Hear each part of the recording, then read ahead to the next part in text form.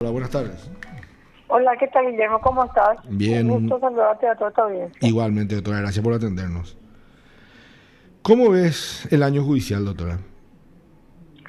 Bueno, en realidad que creo que tenemos que analizar el año judicial dentro de un contexto de pandemia, Ujú. tanto el 2020, que pegó muy fuertemente al sistema judicial como a todo el país y a todo el mundo.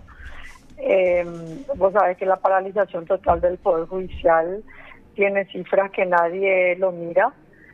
Más de 15.000 personas que estaban privadas de libertad en ese momento y sus causas penales se vieron paralizados casi por 2 meses sin tener una respuesta rápida. Pero por otro lado, mencionar que gracias a una pequeña parte de la digitalización del sistema judicial, se pudo sortear el gran obstáculo que significaba la concurrencia de funcionarios y abogados dentro del Poder Judicial, ¿verdad? Sí. Digamos que eso fue en líneas generales el contexto.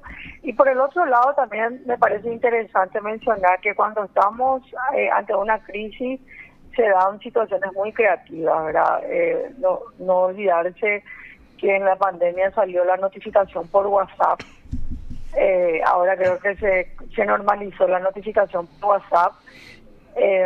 Acordate que se dio la situación de la notificación de concurrencia de personas con medidas cautelares en la plaza frente al Poder Judicial. Ujú. O sea que se dieron algunas ideas creativas que ayudó de alguna forma a que el sistema no colapse, porque también teníamos que tener en cuenta que además de las personas, los funcionarios que asisten al Poder Judicial, vos sabés que el Palacio de Justicia de Sajonia congrega a una cantidad importante de gente todos los días, Sí, ¿verdad? exactamente. Entonces, digamos, Gestores, usuarios, abogados, así sí. mismo es. Gente Pero que por vende el otro comida incluso. lado, sí, por el otro lado, también dentro de una investigación que nosotros hicimos en Justicia y Pandemia, justamente analizamos la vulneración de algunos derechos, como ser el caso de personas que recibieron altas condenas a través de teléfonos celulares, etcétera. O sea, se dieron situaciones extremas que de alguna forma hay que replantearse y darle una solución, ¿verdad? En ese contexto, ¿verdad? Ujú. Por el otro lado, en este año 2021, el Poder Judicial siguió trabajando en cuadrilla. Tenemos que tener en cuenta que es una nueva modalidad de trabajo en donde el Poder Judicial tiene que generar nuevos mecanismos de control de sus funcionarios.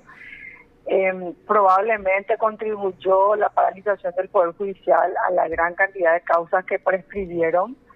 Hoy he visto que ustedes estaban dando una cifra de casi 1.400 casos, creo que prescribieron. Ujú. Eso es una debilidad del sistema, demuestra que el Estado no tiene la capacidad de investigar y juzgar y sancionar dentro de ¿No un tiene la plazo capacidad o no razonable. tiene la voluntad, doctora?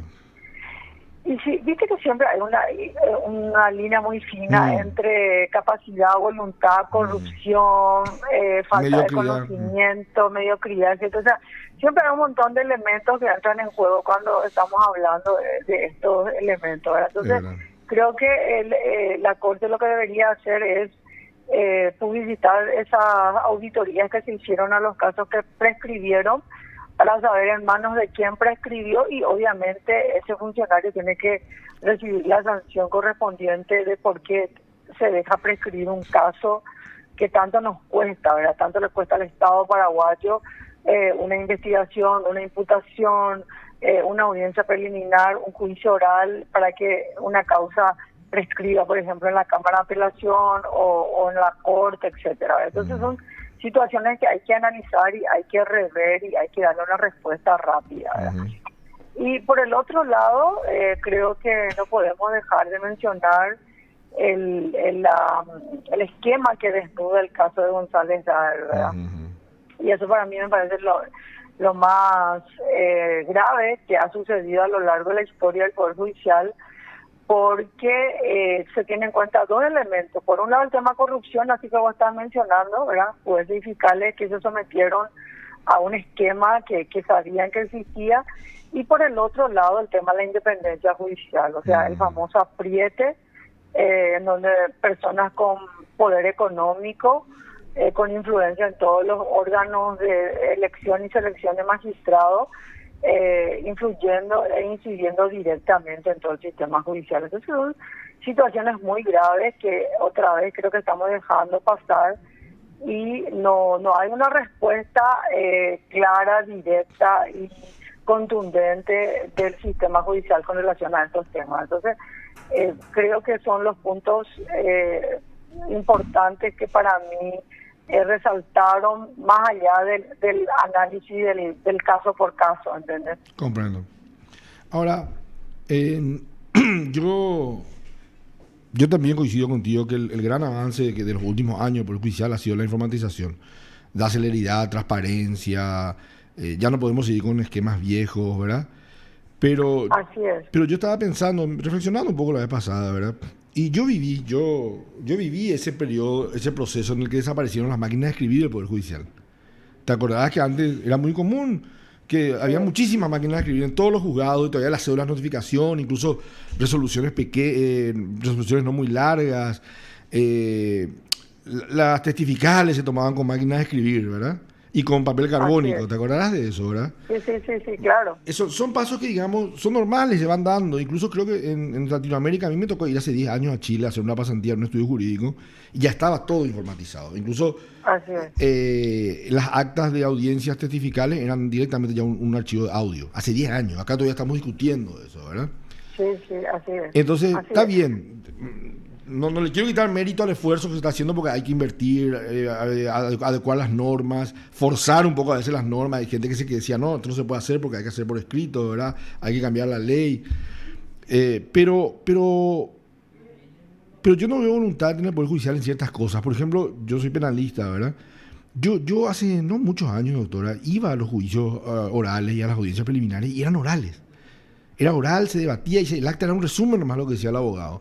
Ahora dictamos y te dicen, doctor, más despacio, y son escritas. Los jueces están ahí mirando su teléfono mientras uno dicta, ¿verdad? Mi cliente es inocente porque mi cliente teclea. Sí, doctor. Porque según el artículo 328, según el artículo... ¿Qué artículo me dijo, doctor? 328. Ah, no es 329, no sé si me explico. ¿Verdad? Ese tipo de cosas, por ejemplo, ha sido un gran retroceso. Por ejemplo, la famosa admisibilidad de la Corte, ¿verdad? Los abogados, cuando presentamos una demanda civil o una querella criminal, identificamos hechos, derechos, ¿verdad? Cuál es la norma aplicable, Cuando nos vamos a la corte y decimos, en esta resolución judicial viola la tal garantía constitucional, por tal forma, tal, rechazan el 90% diciendo que los abogados en teoría no sabemos... la norma.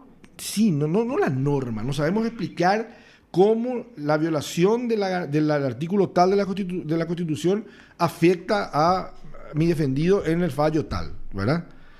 Y hay muchas quejas de que en realidad es un filtro para no trabajar, ¿verdad? Y así muchos ejemplos. En lo civil, doctora, los juicios no pueden durar 10, 12 años, están durando juicios de dos vecinos por una muralla. Yo tengo los casos que lo tengo, así que algún día quiero escribir y decir, bueno, acá empezó en tal año, 2012, tengo un caso que empezó entre dos, todavía no tiene sentencia de primera instancia.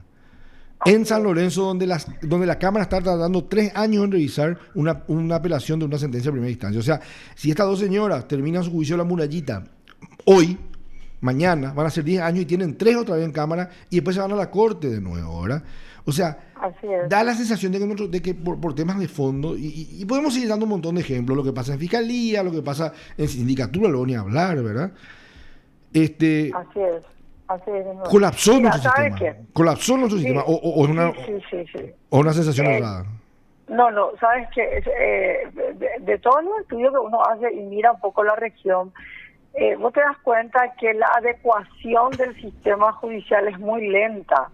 O sea, no solamente lenta en cuanto a la cantidad de conflictos que le ingresan, sino que a la complejidad de los conflictos que ingresan dentro del sistema judicial. Probablemente una de las debilidades más fuertes que tenemos es que el Poder Judicial no se ha adecuado rápidamente a la complejidad de los conflictos que ingresan dentro del sistema judicial. Creo que ese es uno de los puntos centrales que tenemos que empezar a analizar. Fíjate vos que la última jurisdicción importante que se crea, digamos, es los foros de la niñez y adolescencia. Después eso no se han hecho ningún análisis de las nuevas competencias que deben analizarse y que todos los poderes judiciales de Latinoamérica lo analizan y lo trabajan, ¿verdad? Y por eso es importante empezar a mirar el nuevo Código de Organización Judicial, porque un nuevo Código de Organización Judicial que es antes de la Constitución del 92, no solamente debe analizar el modelo de funcionamiento del Poder Judicial, sino que debe analizar las nuevas competencias que tiene que tener el Poder Judicial. Los poderes judiciales de Latinoamérica tienen juzgados de familia, juzgados ambientales, juzgados contenciosos administrativos, es decir, la especialización es uno de los temas centrales que tenemos que empezar a trabajar. Acá tenemos esa costumbre de que creemos que porque es juez podemos presentar todos los temas a un pobre juez que siguió nuestra misma preparación. Sí. Tiene que tener un caso de violencia donde se va a hablar un ADN y de otro donde se va a hablar un tema económico, donde hay balance. Totalmente, así mismo. O después de delito culposo donde se habla de una pericia si un freno funcionó o no funcionó, Así mismo. Entonces esos son los puntos que tenemos que debatir en una gran reforma. Es decir, nosotros tenemos que empezar a trabajar lo que podría ser la segunda gran reforma del Poder Judicial, ¿verdad? La primera gran reforma se dio con la Constitución de 1992, las nuevas cortes, el nuevo modelo de funcionamiento, el sistema de selección de magistrados, el sistema de jurados, etcétera.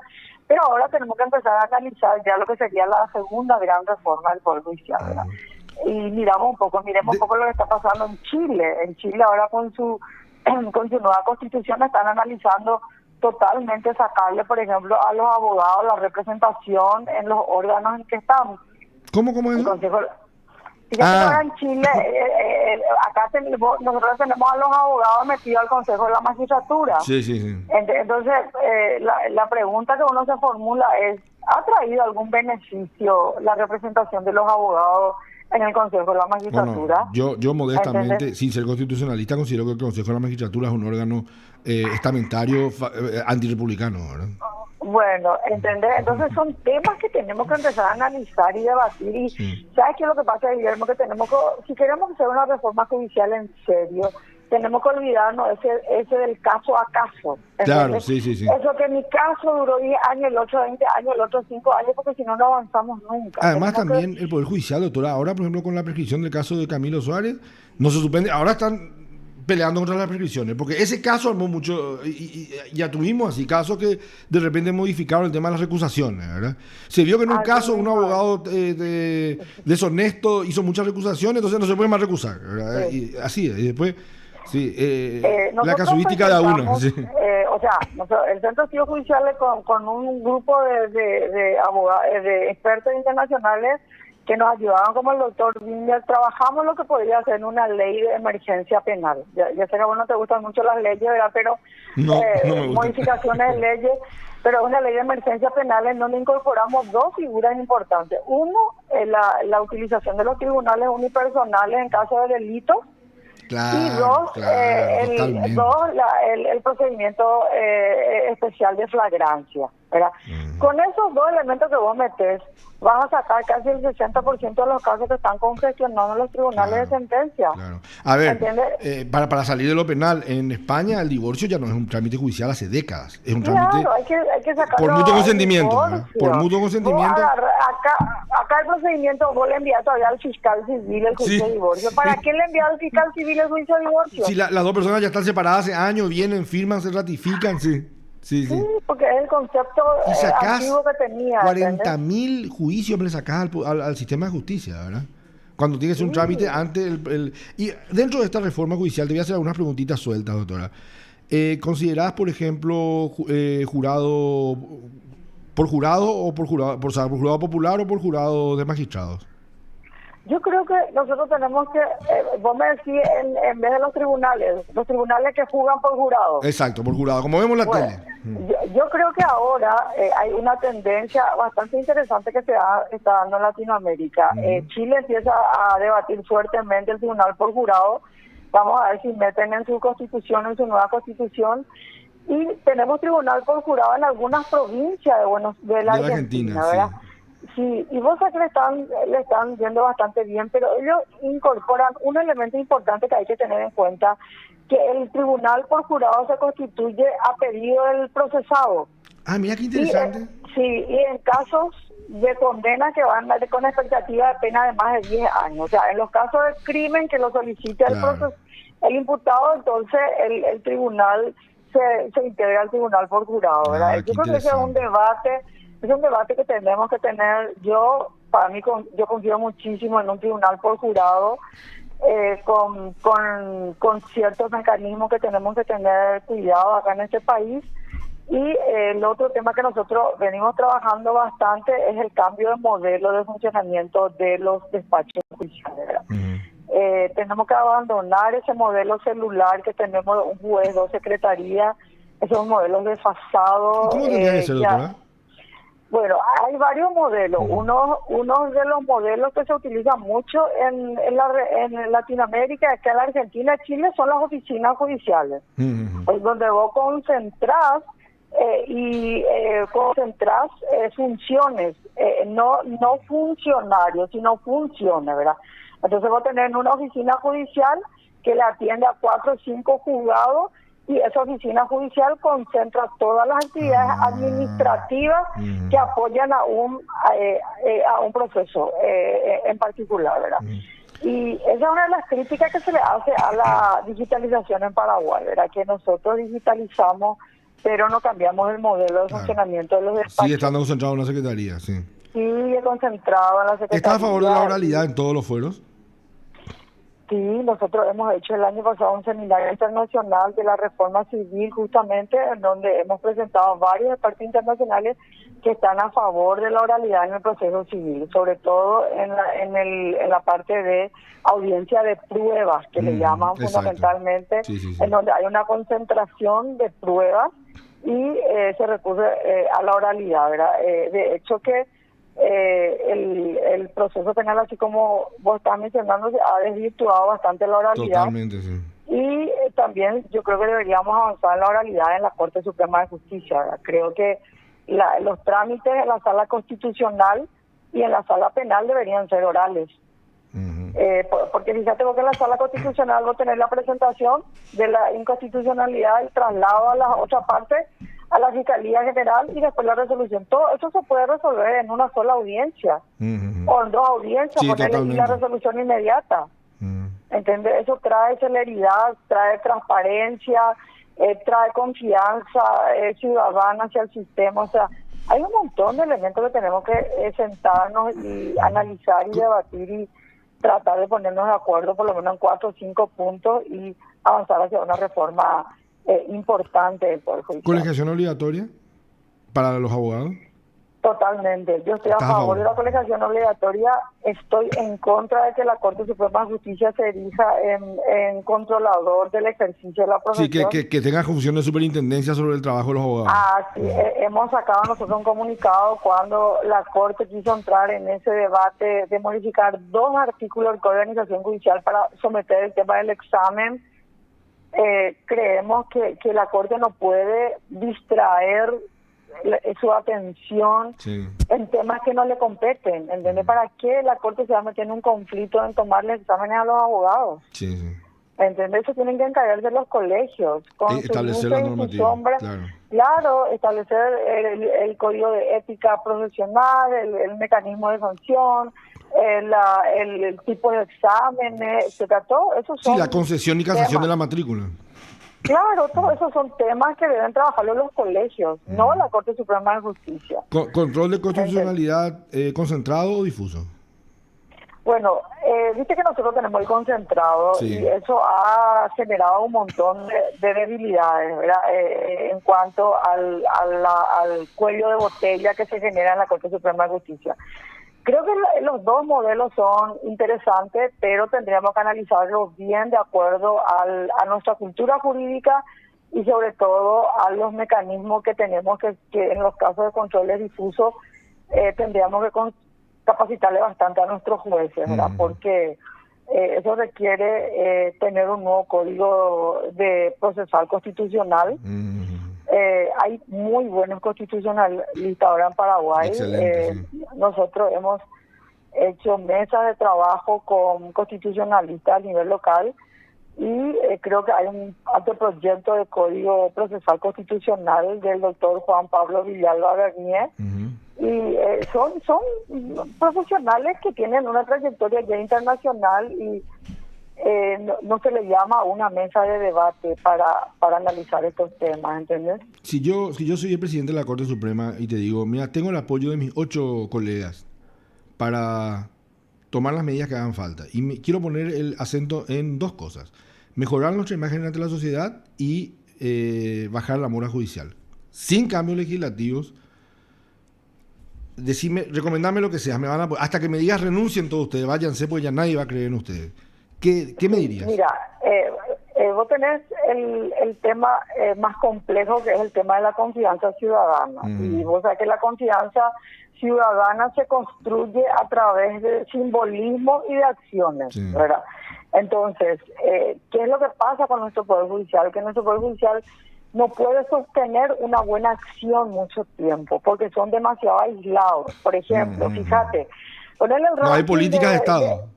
Claro, fíjate nomás lo que te voy a decir, algo muy sencillito. Ponerle el Poder Judicial con la sentencia de González Dar, sí, y si vos hubiese medido la fotografía de ese momento, vos ibas a ver un montón de gente que estaban a favor del Poder Judicial. Sí. Ay, qué buena la sentencia, por fin, etcétera. Pero después, a la semana siguiente, cae totalmente esa popularidad con la resolución del caso del diputado Rivas. Sí, exactamente. ¿Entendés? Entonces, le cuesta mucho al Poder Judicial mantener un estado de resoluciones de satisfacción que puedan volver a generar la confianza ciudadana, ¿verdad? Eso requiere que hay que trabajar un montón de cosas. En primer lugar, tenemos que trabajar todo el tema de la transparencia. Hay que televisar todos los juicios orales. La gente tiene que conocer lo que son los juicios. Sí. Tenemos que empezar a meter mecanismos de control contra la corrupción en el funcionamiento del Poder Judicial, etcétera, etcétera. O sea, hay un montón de elementos que hay que trabajar en su conjunto para que el Poder Judicial pueda mantener un ritmo por lo menos razonable de actividades y acciones que logre volver a reencauzar la confianza ciudadana hacia el Poder Judicial. Bueno, y cambiando de tema, ¿cómo está el Centro de Estudios Judiciales? Bueno, el Centro de Estudios Judiciales es una organización de la sociedad civil. Nosotros trabajamos en base a proyectos financiados por la cooperación internacional en muchos de los casos. En otros casos trabajamos en alianzas con pares, con similares de otros países. Y en algunos casos tenemos financiamientos de investigación sobre temas específicos, ¿verdad? Creemos que en estos 2 años de pandemia hemos aportado bastante para el debate, para el análisis y para que sobre todo la ciudadanía entienda cómo funciona el Poder Judicial.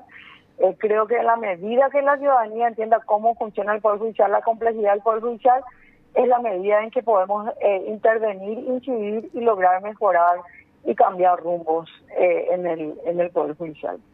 ¿Tienen proyectos para el año que viene? Sí, tenemos proyectos bastante importantes. Estamos presentándonos en algunas cooperaciones a nivel internacional y local, y creo que las expectativas de apoyo son muy buenas en 2 aspectos. En temas vinculados a especialización en materia de investigación en delitos económicos, y uno de los temas centrales que nosotros trabajamos muy fuertemente es el acceso a justicia a nivel comunitario. Es muy importante. Cómo lograr que las autoridades políticas locales, llámese intendente, gobernador, etcétera, empiezan a entender que no solamente están para construir veredas y calles, sino que también tienen que bregar por las políticas en materia de derechos humanos y mejorar la calidad de vida de su población. ¿Cuántos años tiene el Centro de Estudios Judiciales? Cumplimos 15 años. Bastante, ¿eh? No Sí, es fácil bastante. sostener un No, proyecto como sí, este. sí, bastante, sobre todo teniendo en cuenta que trabajamos un tema no muy amigable, que es el Sí, sistema judicial y todo lo que conlleva el subsistema. tema complejo, ¿verdad? Son temas muy complejos, entonces hay un gran desafío, hacer entender lo que está mal y hacer entender lo que queremos hacer para tratar de aportar un granito de arena en algunos aspectos. Que sin duda aportan. Doctora María Sí. Victoria Rivas, un placer como siempre conversar contigo. Muchas gracias por tu tiempo. Igualmente, y feliz año para vos y toda tu audiencia, Eh, y bueno, seguimos en la lucha. Seguiremos con un 2022, ojalá menos complicado. Eso espero. Un Un abrazo. abrazo, doctora. Gracias por tu Vale, tiempo. hasta Hasta luego. luego. Lo escuchaste aquí en PDS. Bueno, hablábamos con la doctora María